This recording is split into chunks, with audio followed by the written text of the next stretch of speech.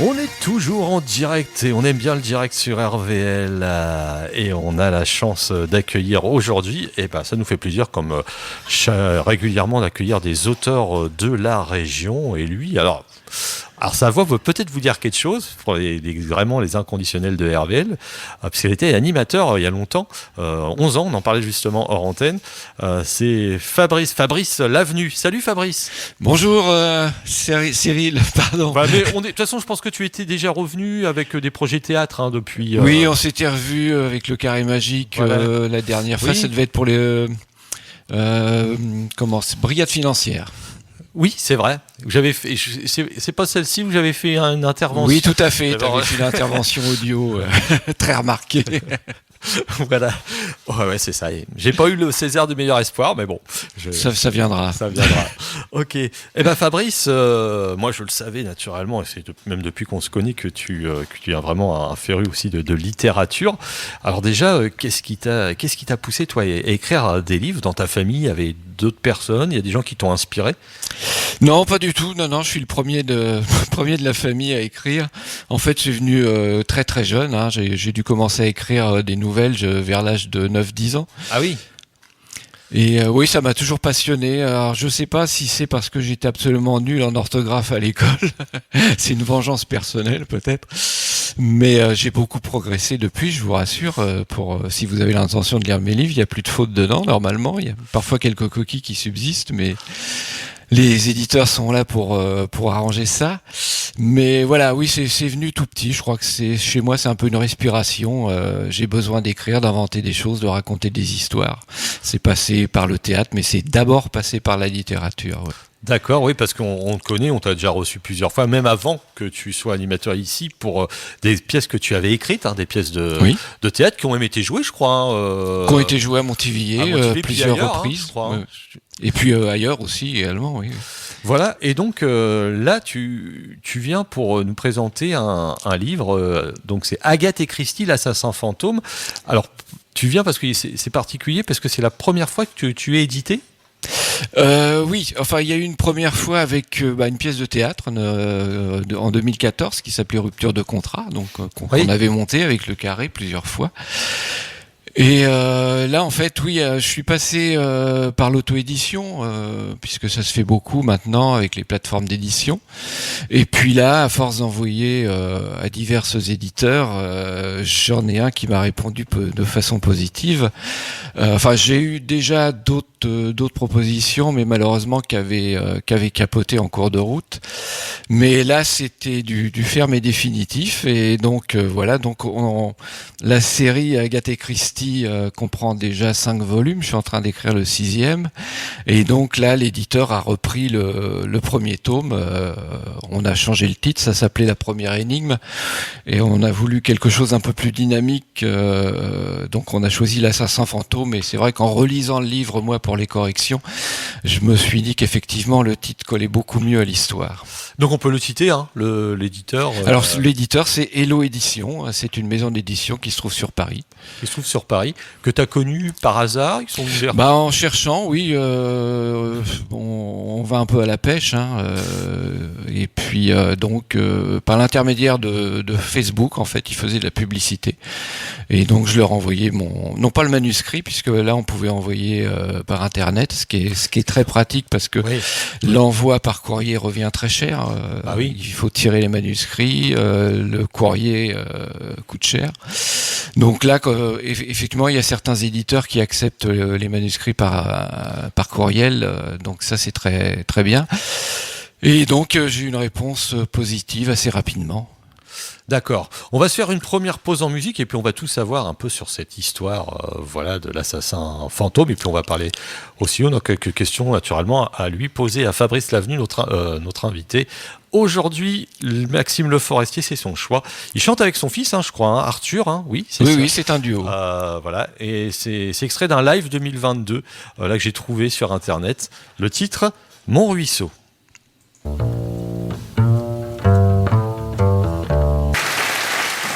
Merci Fabrice Lavenu, notre invité, de nous avoir fait découvrir cette belle chanson avec le père et le fils, Maxime et Arthur Le Forestier.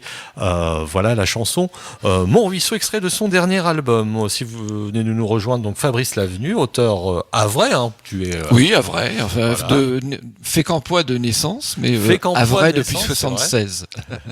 Voilà. Alors, on va rentrer un peu dans le vif du sujet, puisque le polar est sorti, je crois, le 13 janvier, si Tout à fait. je me souviens de ton mail. Voilà. Donc, ça fait à peine un mois. Donc, il y a eu une sortie officielle Non, c'est-à-dire que pour l'instant, il est commandable en librairie, mais vous le trouverez pas dans les rayons. D'accord. C'est le fonctionnement de la maison d'édition. En fait, c'est elle qui se charge de contacter les librairies pour pouvoir leur vendre. Mais ce qui est un peu spécial, c'est qu'ils ne pratiquent pas encore le retour des invendus. Donc, il y a des libraires qui n'acceptent pas de travailler comme ça. Donc, ils font un démarchage. Mais par contre, il existe, on peut se le procurer, il existe au catalogue de toutes les librairies, enfin de beaucoup de librairies. Vous pouvez aller à la Galerne pour le commander, ils vous le commanderont, il n'y a pas de souci. Et on le trouve sur toutes les plateformes, chez Cultura, Amazon, Leclerc, enfin toutes ces plateformes-là, ou directement chez l'éditeur, chez Hello Édition. D'accord.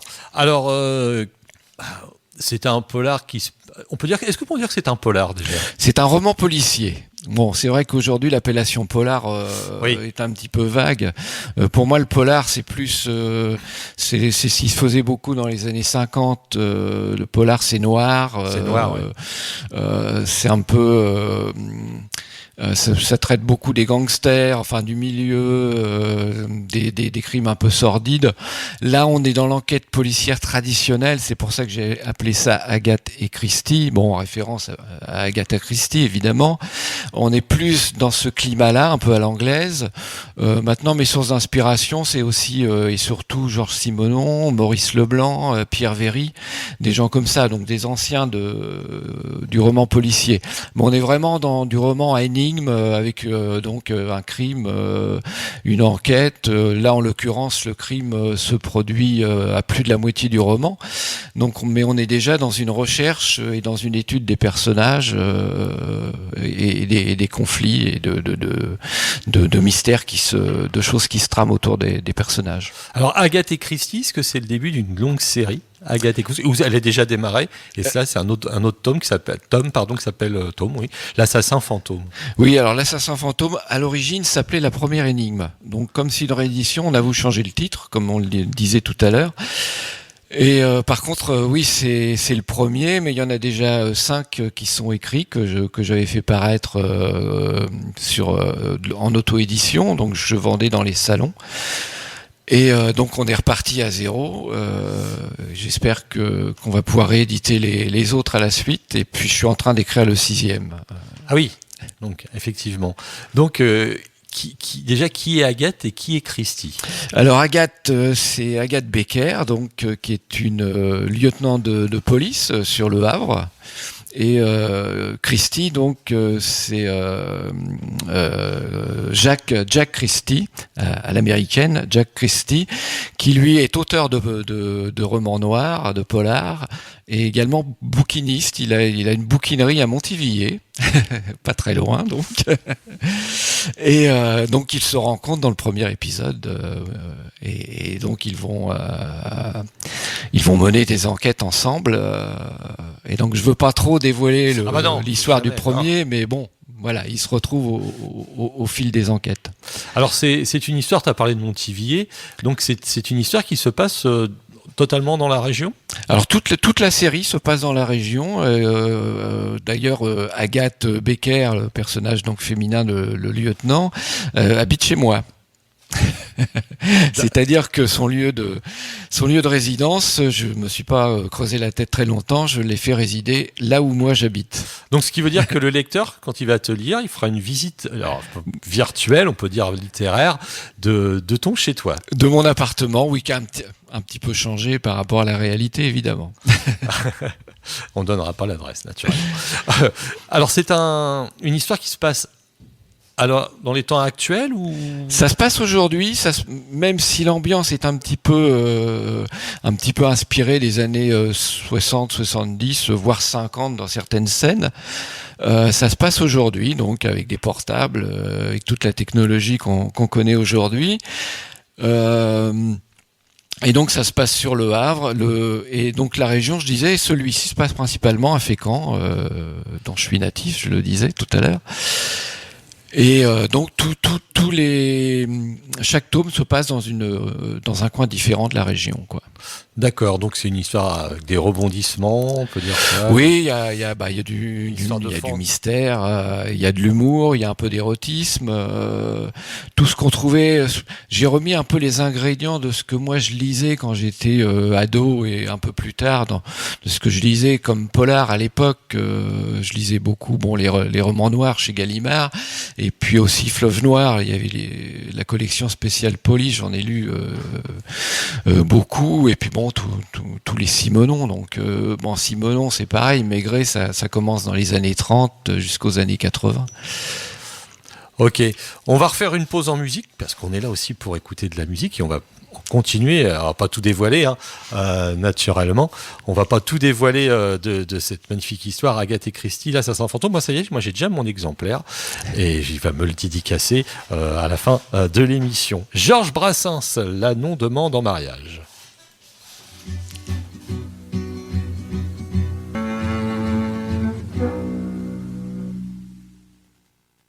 Voilà, on continue le programme. C'était Georges Brassens, La non demande en mariage.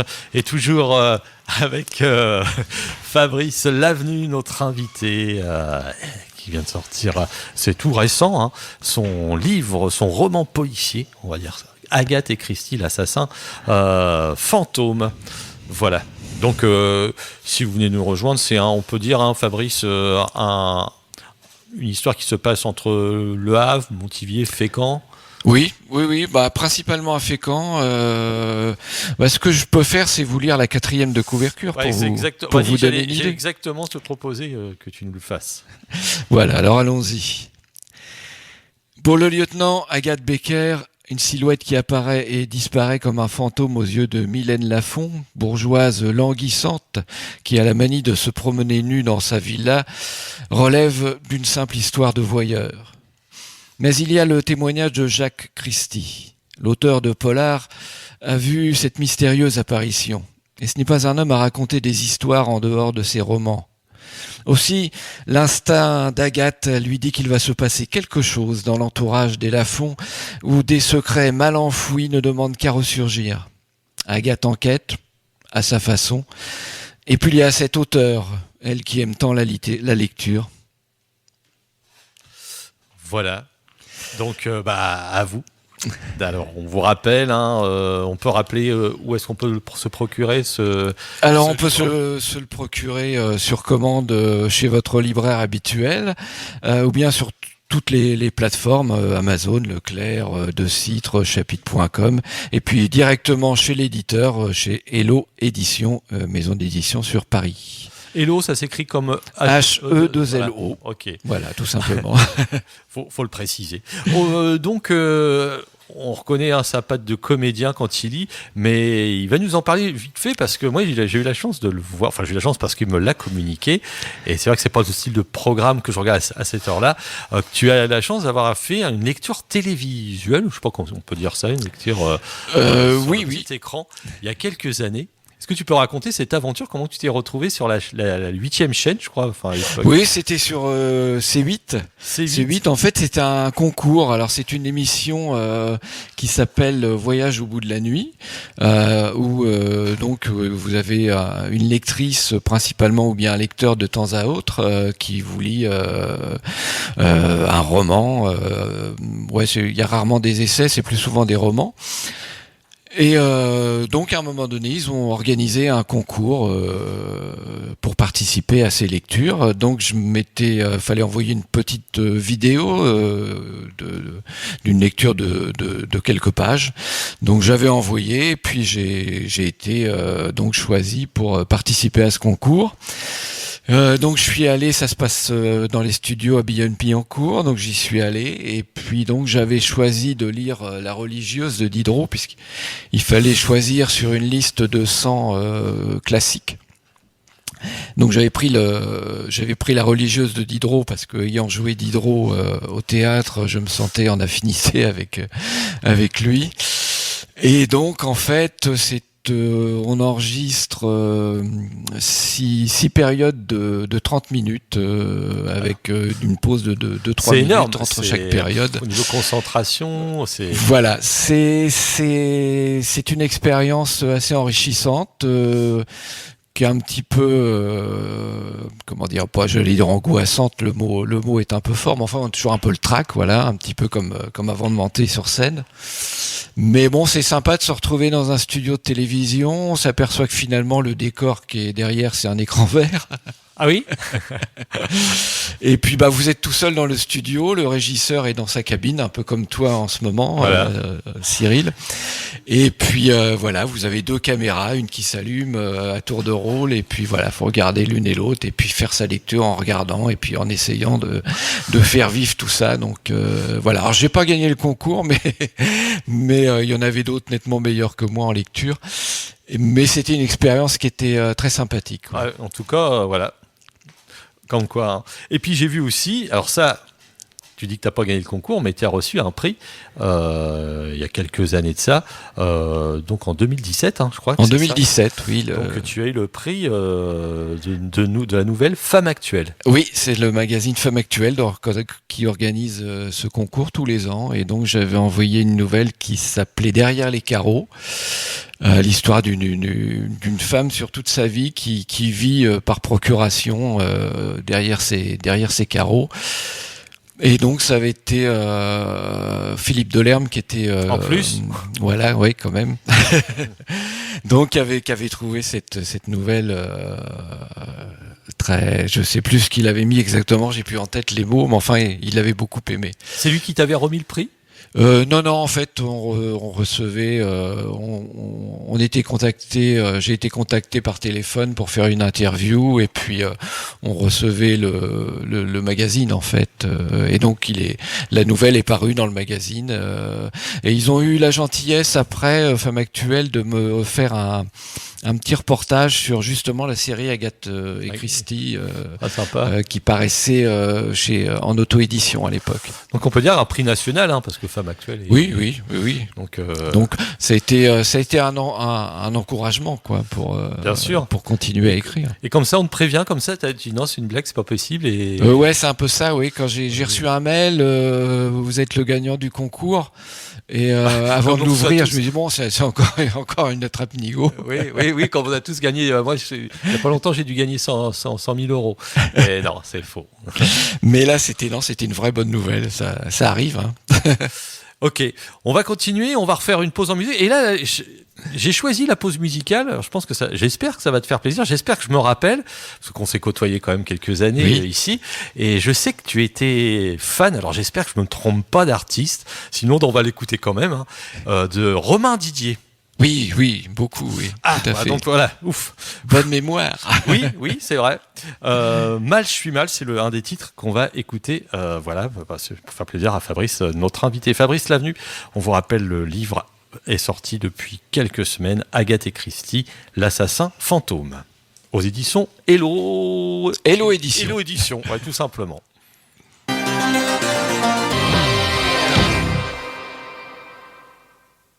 Romain Didier, Mal, je suis mal sur les 103 points de Radio Vallée de la Lézarde. Alors là, c'était parce que c'est vrai qu'on demande souvent à l'invité de choisir des chansons, mais là, je lui ai fait plaisir et il me l'a dit, oui, effectivement, qu'il aimait bien, il aime toujours Romain Didier. Et l'invité, si vous venez de nous rejoindre, c'est Fabrice Lavenu, auteur havrais, qui sort aux éditions Hello Édition.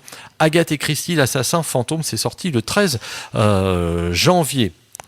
Alors, est-ce qu'il y a des signatures, des salons Tu vas participer oui. On va pouvoir te rencontrer. Le prochain salon, ce sera à Bolbec le 25 février. Et puis j'en ai d'autres de prévus. Je fais pas tous les salons de la région parce que sinon je serais jamais chez moi. Mais ouais, j'en fais quelques-uns. Il y a Turtot de prévu, Goderville. J'ai pas toute la liste en tête. Montigny. Qu'est-ce que je vais faire encore? Fécamp peut-être. Vinemerville. Enfin, Luneray. Enfin, il y en a plusieurs de prévus. Et puis je fais des demandes au fur et à mesure, quoi. D'accord. Et puis il y a Yport aussi, au salon très sympa. Et puis Bosville-la-Grenier.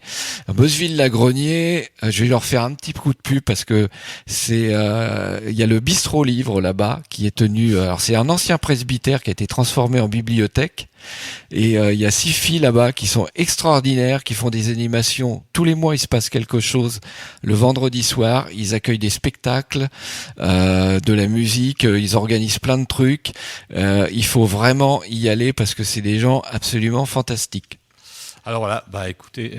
C'était ma petite page pub, clin d'œil. C'est bien. Il faut parler de le bistrot livre. Il faut parler de ces lieux-là. Et ce que tu nous proposes, ce qui peut être sympa, c'est que tu nous lises un extrait.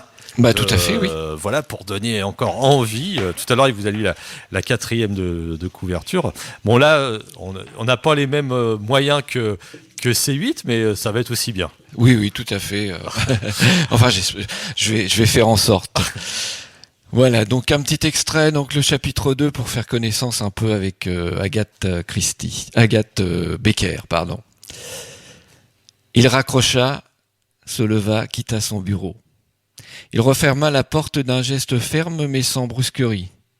N'a pas décidé, il traversa le couloir qui, ce matin-là, était assez calme. Il croisa juste 2 flics en civil soutenant un vieil homme au regard perdu qui, sans l'aide des 2 autres, aurait certainement embrassé le parquet déjà ancien du commissariat. À bien y regarder, ce type n'avait pas l'air si vieux. L'alcool et la rue l'avaient usé avant terme.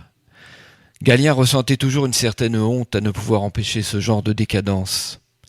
C'était bien beau d'arrêter les malfrats, gangsters et autres voyous de tout poil, mais que faire pour éviter que de braves types ne sombrent dans le chaos quotidien? Il stoppa devant une porte, frappa et entra. Le commissaire Gallien était un homme de décision. Pour lui, il n'y avait que 2 sortes d'hommes, ceux qui parlaient et ceux qui agissaient. D'où une certaine aversion pour les politiciens qui se targuaient pour la plupart de belles promesses qui ne voyaient jamais le jour. On préférait aujourd'hui faire la une des pages people plutôt que d'être héroïque dans l'ombre. « Agathe, j'ai une affaire pour toi, ou plutôt un service à te demander. » La prénommée Agathe leva les yeux sur son supérieur. Assise derrière son bureau, elle relisait le dossier d'une affaire de tentative de viol sur une mineure qui traînait un peu trop à son goût à cause de la position sociale et financière du violeur. « L'affaire du siècle alors, répondit-elle en souriant. Agathe Becker, malgré sa profession où elle côtoyait journellement la misère humaine, était d'un tempérament gai. Son visage au trait fin se parait toujours d'un sourire qui avait fleuri sur ses lèvres et dans ses yeux un matin de printemps sans jamais se faner. La couleur de ses cheveux longs était également très joyeuse, puisqu'ils étaient d'un roux presque orange. Par grand vent, sa tête semblait flamboyer. Selon l'éclairage, elle devenait soleil ou lumière maléfique. Ses yeux étaient gris clair, vifs, perçants. Ils pouvaient être rassurants ou menaçants suivant le ton qu'elle voulait bien leur donner. Sa peau était claire, elle maquillait son visage parfois légèrement en soulignant la douceur de ses traits et parfois avec une certaine démesure, ce qui la rendait provocante et diablement sexy. Ses tenues vestimentaires étaient du même ordre.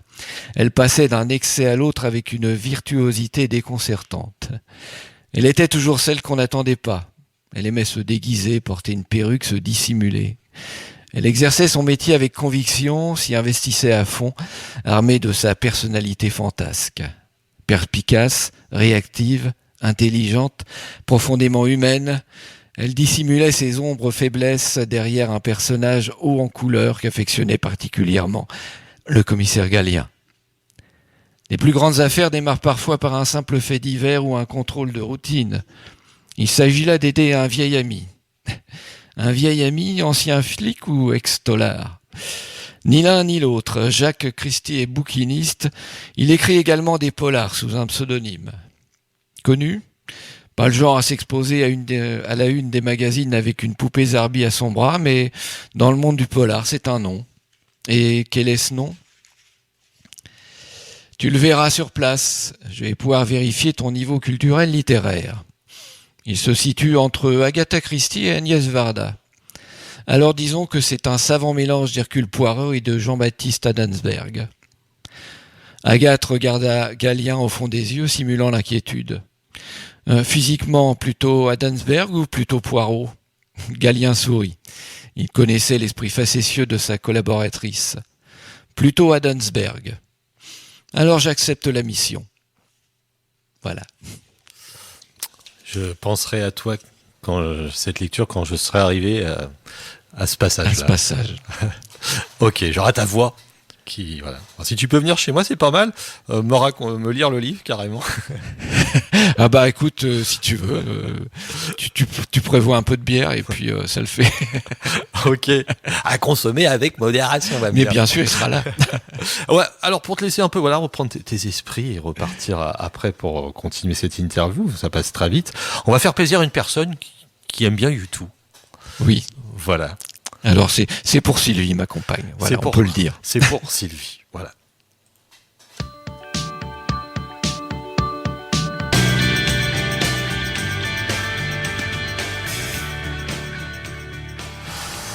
Eh ben écoute Sylvie, si tu nous écoutes, voilà, cette chanson était pour toi de la part de Fabrice et de la radio RVL.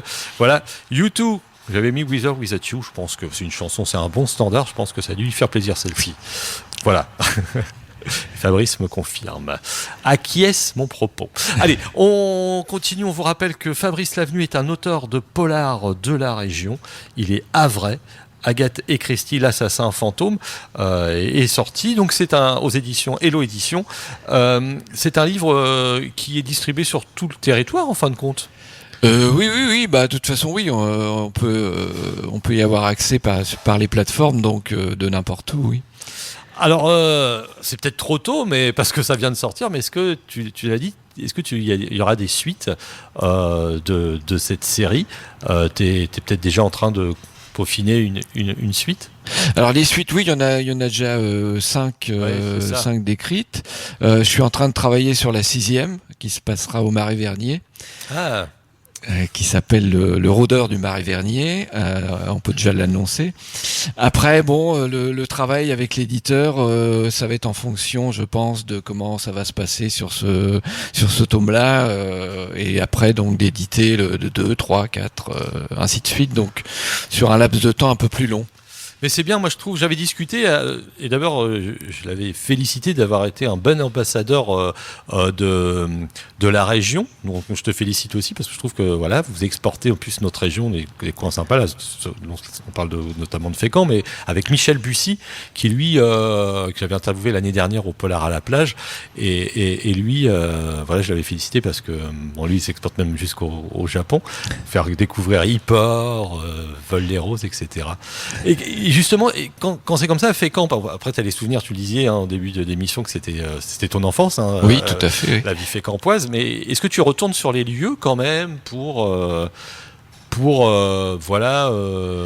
remémorer des choses? Oui, complètement. Je retourne sur les lieux et bien souvent, en fait, c'est en me promenant que je choisis le lieu d'abord. Ce que je faisais pas du tout au début où j'écrivais, je situais même parfois mes premiers écrits, je sais que c'était situé dans des lieux imaginaires. Aujourd'hui, c'est parfois le lieu qui décide d'y mettre une intrigue. Le Marais Vernier, par exemple, j'ai choisi parce que j'y ai passé un jour de l'an là-bas, et puis on va souvent s'y promener avec ma compagne, et parce qu'on aime bien faire de la randonnée. Enfin, je vais pas vous raconter ma vie. Le phare Saint-Sanson de la Roque, etc. Ouais, voilà. Et donc, j'aime bien sentir l'ambiance, les odeurs, les sons, et tout ça, ça crée un climat, et les brumes matinales. Et donc, comme ça, d'un coup, il y a on se dit tiens, là il pourrait se passer quelque chose et voilà. Donc il y a un des tomes qui se passe à cette adresse. Il y en a un autre qui se situe exactement dans mon quartier, en bas des escaliers Montmorency, qui avait été repeint, l'ancien oui, les escaliers roulants. Voilà, l'escalier roulant, merci. Et donc là, il y en a un qui se passe ici. Ça démarre par un cadavre qu'on retrouve au pied de l'escalier. Et voilà, donc maintenant c'est beaucoup les lieux qui m'inspirent et puis les gens. Parfois, il suffit parfois de croiser quelqu'un et puis on lui trouve un aspect un peu étrange où on se dit tiens, cette personnalité-là, ça me fait tel personnage qui va naître. Donc voilà, c'est un peu mes influences. T'as revisité ton appart aussi pour bien le décrire quand tu disais. Alors oui, j'ai pris mon appartement parce que j'aime bien la vue de mon appartement et puis donc qui est dans le quartier Montmorency. Et puis, il y avait un côté pratique de la situer là. Et d'ailleurs, Christy a une maison à Épouville, lui. Ah, d'accord, ok. Voilà, c'est peut-être celle-ci, c'est peut-être cette demeure. Non, c'est pas celle-ci, mais il faut lire le. C'est décrit dans le livre, donc on va pas tout dévoiler. On va pas tout dévoiler. On vous rappelle que ce livre, tu vas le rappeler, où est-ce qu'on peut se le procurer. Donc naturellement, il y aura des à Bolbec déjà, si vous voulez voir. Le prochain salon est à Bolbec, oui, et puis je fais du démarchage pour organiser des séances de dédicaces dans les librairies de la région. Donc ça, je pourrais vous tenir au courant au fur et à mesure, oui.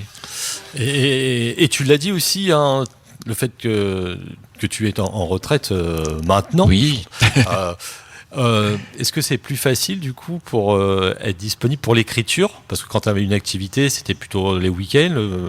Et là, est-ce que tu as changé un peu tes habitudes d'écriture ou tu as gardé un peu les mêmes habitudes d'écriture? J'ai à peu près les mêmes habitudes d'écriture, puisque les dernières années, avant d'être à la retraite, je travaillais plus vraiment. Mais non, ça n'a pas changé parce que je suis de toute façon très occupé avec aussi également le théâtre. Donc je fais pas mal de choses. Ma vie privée a changé aussi. Donc je dirais que c'est plus ça qui a changé un petit peu mon mode de fonctionnement. Mais non, au niveau de l'écriture, j'ai pas non plus quelque chose d'immuable. Je travaille principalement le matin parce que j'aime bien me lever tôt, mais je travaille aussi l'après-midi. Ça dépend un petit peu de ce que me propose ma journée, de ce que j'ai à faire, si j'ai des rendez-vous ou pas. Donc c'est pas quelque chose de fixe comme ça. Est-ce que tu fais partie aussi des auteurs qui ont un petit carnet dans la poche? Non, en fait, le carnet il est plus dans ma tête. D'accord. Sachant que alors il y a des choses qui m'interpellent, je veux dire, si je les oublie entre-temps, c'est que c'était pas important. D'accord. Et aussi, puisque tout à l'heure, hein, tu disais que tu aimais bien la chanson française, hein, notamment on l'a vu avec tes goûts musicaux, Le Forestier, on a eu Brassens, Romain Didier, d'écrire des textes de chansons pour des chanteurs, on t'a déjà proposé ou... J'avais essayé, j'en ai fait quelques-uns à une époque. Je crois pas que, non, je pense que non, c'est pas mon domaine. Puis il y a déjà les romans, quelques nouvelles, les pièces de théâtre. Donc c'est déjà pas mal. Après, je sais pas, si on me demandait, peut-être, je ferais peut-être, mais c'est comme la poésie, je me sens pas trop taillé pour ça, quoi. La poésie, je l'inclus éventuellement dans mes romans, comme dans le dernier, puisque je fais du roman policier, mais je fais aussi du roman psychologique. La poésie, elle passe plus par là, voilà. Donc, non, des paroles de chansons, non, je dis pas non parce qu'on sait jamais, faut laisser les portes ouvertes et les fenêtres, mais pas pour l'instant, non. Et tu parles de théâtre et retourner, je sais que tu étais un passionné d'improvisation théâtrale. Est-ce que tu en as refait? Est-ce que ça te donne pas envie des fois, un petit temps de retraite, de retourner faire un petit peu d'improvisation théâtrale? Alors je sais pas si je serai encore très doué pour l'improvisation. Je m'y suis pas refrotté. Peut-être ça arrivera si l'opportunité se présente, pourquoi pas. Maintenant, c'est vrai que j'aime beaucoup travailler sur un texte, et puis il y a tellement de beaux textes. Et puis bon, voilà, j'ai plusieurs projets déjà théâtraux, mais bon, je dis pas au cours d'une soirée s'amuser à faire de l'impro, oui, pourquoi pas. Et la prochaine fois on va en profiter, même si on parle de ton livre, on peut aussi dire la prochaine fois qu'on te voit sur scène, il y a une pièce en cours. Oui. Bah d'ailleurs, c'est pas complètement étranger à l'écriture, puisque là, je suis en train de travailler avec la compagnie Tadam, donc avec Thierry Tanteur, donc anciennement le Bastringue, que beaucoup de gens connaissent, donc qui a renouvelé un petit peu le Bastringue avec Tadam Company, qui se trouve rue Michelet au Havre. Et donc on est en train de travailler une pièce qui s'appelle La face de l'ogre, que je mets en scène et où je joue un petit personnage. On est 4 sur scène et une voix off. Et donc Thierry m'a fait le plaisir d'accepter un rôle et de m'ouvrir les portes de sa compagnie. Et donc c'est une pièce que j'ai adaptée d'après un scénario écrit par Annie Dupéré. Et c'était un téléfilm que Bernard Giraudot avait tourné en 1988. C'est un peu un film de chevet pour moi. Je saurais pas trop vous dire pourquoi, mais c'est un film qui m'a fasciné dès le départ, que j'ai revu souvent. Et puis il y a quelques années, je me suis dit que vraiment il fallait faire quelque chose avec ça. Et donc je l'ai adapté pour le théâtre. Et j'ai rencontré 2 fois Annie Dupéré pour lui demander les droits. On a eu des échanges de courriers, et puis elle a fini par m'accorder donc le droit de monter ma pièce. Ce en quoi je peux la remercier. Et nous sommes en contact par mail, on s'envoie des mails de temps en temps. Si elle pouvait venir voir la pièce, ça serait génial. Et bah, je l'inviterai en tout cas. Je sais qu'elle doit revenir dans la région bientôt, puisqu'elle est actuellement, elle est sur un seul en scène, sur un texte de Jean Marbeuf qu'elle a tourné à Paris. Et elle m'a dit l'autre jour dans un texto, dans un mail qu'elle allait venir, elle partait en tournée et qu'elle allait passer par chez nous. Donc l'occasion d'aller la rencontrer à nouveau. En tout cas, c'est cool de sa part et d'accepter. Voilà. Donc là, pour en finir avec la face de l'ogre, ça se jouera. On a arrêté les dates récemment, au mois de juin, le 9 et 10 juin. Donc à Tadam Company. Tadam Company, rue Michelet au Havre. Oui. Et on essaiera et on les fera venir. J'ai eu l'idée aussi de les faire venir pour parler de ce beau lieu culturel. Oui, d'ailleurs. Il y en a un peu au Havre, mais quand il y en a, il faut en parler. Pour si vous voulez des renseignements, parce que ils accueillent beaucoup de spectacles d'autres compagnies, vous allez sur le site Tadam Company. Alors vous tapez Tadam, T-A-D-A-M, et plus loin CIE Compagnie. Donc, et là vous accédez au site et vous avez toute la programmation qui est très riche. Oui, il y a du théâtre, du slam, un peu de chansons. Ouais, il y a un peu de tout, c'est très éclectique et puis de qualité. Voilà.